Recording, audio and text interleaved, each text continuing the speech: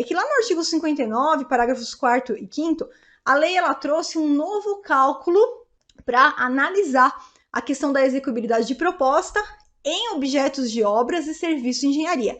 E é um cálculo muito mais rápido e muito mais fácil do que aquele que a gente estava acostumado da Lei 8666, que era um cálculo que dava dor de cabeça só de olhar, tá?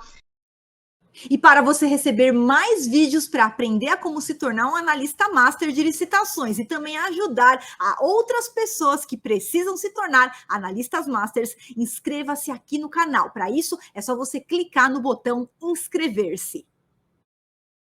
Então, aqui facilitou um pouco o cálculo. Então, o que o legislador trouxe? Ele trouxe o seguinte, ó, se for uma obra ou um serviço de engenharia, vai ser considerado inexequível a proposta cujos valores forem inferiores a 75% do valor orçado pela administração. Então, você pega lá o valor orçado pela administração, 1 milhão, valor orçado pela administração. Todas as propostas cujos valores forem inferiores a 75% de 1 milhão, o legislador traz essa presunção de ser considerado o quê? Inexequível a proposta, tá? Então, ela considera inexequível as propostas inferiores a 75%. E considera como duvidosa as propostas inferiores a 85% e pede uma garantia adicional. Olha lá, nas contratações de obras e serviços de engenharia, será exigida uma garantia adicional do licitante vencedor, cuja proposta for inferior a 85% do valor orçado pela administração, ou seja, tá lá com 1 milhão. Inferior a 75%, o legislador está considerando como inexequível. Inferior a 85%, não considera inexequível, ela considera ela duvidosa. Então, dá para ir para frente com esse fornecedor? Dá, desde que solicite uma garantia adicional. Agora, muito cuidado. Ah, professor, então quer dizer que sempre que a gente estiver diante de uma obra, de um serviço de engenharia, e a proposta for inferior a 75%, eu vou lá e desclassifico por inexequível? Olha, pessoal, tudo que a gente opinar agora nesse momento, como ainda nós não temos nenhuma jurisprudência a respeito, nada e consolidado, é o que eu falo. A gente está escrevendo aqui a lápis, né? A lápis, porque a qualquer momento pode vir uma orientação em sentido contrário, e eu vou vir aqui, vou atualizar a aula para você e vou falar, opa, mudou esse ponto aqui. Agora, hoje, para a Flávia, isso aqui não mudou em relação ao que eu já faço hoje na Lei 8666 e que eu vou fazer amanhã na 1433, no seguinte sentido.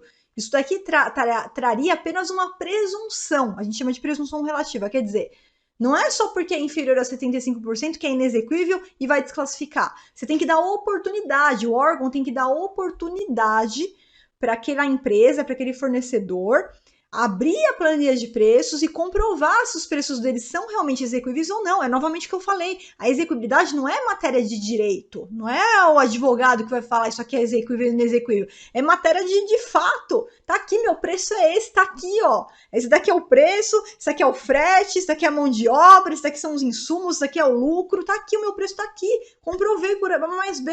Ah, nesse caso aqui, eu tô cobrando aqui, só que o meu lucro tá bem baixo, porque eu quero pegar esse negócio, quero já fornecer para o órgão público, o que me interessa é ter um atestado de capacidade técnica em mãos, que eu prestei esse serviço, para no futuro eu participar de novas licitações, então eu só quero ganhar, por isso que eu tô jogando meu lucro lá embaixo, de repente. Isso é possível? Isso é possível, né? Então, tem que abrir a planilha. E aí, para falar para vocês de abertura de planilha, tá? Presta muito bem atenção. Então, no entendimento da Flávia, isso aqui não muda. A gente não vai desclassificar sem antes dar oportunidade para aquele sujeito comprovar. Fala, meu amigo, o seu valor aqui, ó, tá? Parece que é inexequível. Me comprova aí. Como é que você vai conseguir cumprir esse contrato para eu ver se realmente tá? Aí ele apresenta lá a planilha dele tudo errado, né? Não colocou tributos, esqueceu de colocar o frete, pronto, aí desclassifica, um abraço e tchau. Mas não, tá tudo comprovado. De repente ele já tem até, vamos falar de um outro caso aí, caso de compras, ele já tem até um material, ele comprova o estoque dele, tá lá com o estoque tudo certinho. É outro caso, tá? Então ele tem como provar, aí eu não vou desclassificar esse sujeito, mas aqui a gente tem um primeiro ponto de partida, tá? O que eu quero trazer para vocês é que esse ponto de partida ele só foi especificado para obras e serviços de engenharia. A gente vai cair exatamente no mesmo problema. Serve para outros objetos? Então, a princípio, o legislador Se ele quisesse que servisse para outros objetos também, ele teria colocado. Para compras, para serviços, não colocou. Então, numa primeira interpretação mais literal, é para obras e serviços de engenharia esse cálculo aqui, né? E outros objetos, Flávia, como é que faz? Apesar da lei não ter definido um critério, né? Veja bem, a lei não definiu esse critério como você está vendo aqui. Mas no objetivo da licitação está lá, no objetivo da licitação. Evitar contratações com sobrepreço, com preço ou com preços manifestamente inexequíveis. Por quê? Porque senão o cara não vai conseguir cumprir.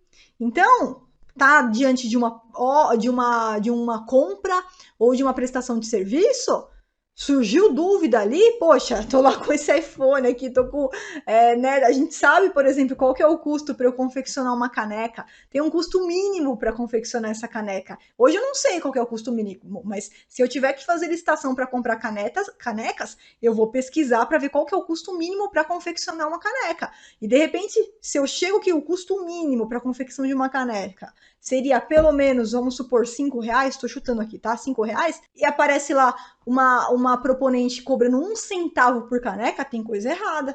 Então você tem que me comprovar. Como é que você vai conseguir cobrar 1 centavo por caneca? Onde é que tá? Onde é que tá a mágica? Você vai ter que me comprovar. Se não comprovar, eu vou te desclassificar, tá? E quem é o analista de licitação vai utilizar tudo isso daí para entrar com o seu recurso. Então, o analista de licitação, se você é o consultor, quem entende do valor do objeto é o seu cliente, o empresário. Aí você tem que sentar com o empresário, conversar qual que é o valor, né, para confeccionar essa caneca, quais são os tributos que estão embutidos aí nesse preço, né, o que você tem aí de gasto, tal, para poder fundamentar o recurso. Ó, para fazer a caneca, precisa pelo menos disso, o valor é tal, né? A tributação é X, e aí vai colocando isso no recurso, né? Mesmo que seja fundamentando aí com outras pesquisas que a gente faz no mercado, com o seu próprio preço, para entrar com um recurso contra a classificação, de repente, de um proponente seu, que de repente apresentou lá um preço manifestamente inexequível, tá? A gente usa isso também como fundamentação do recurso. Para receber mais vídeos e aprender a como se tornar um analista master de licitações, inscreva-se aqui no canal para você não perder nenhum dos conteúdos.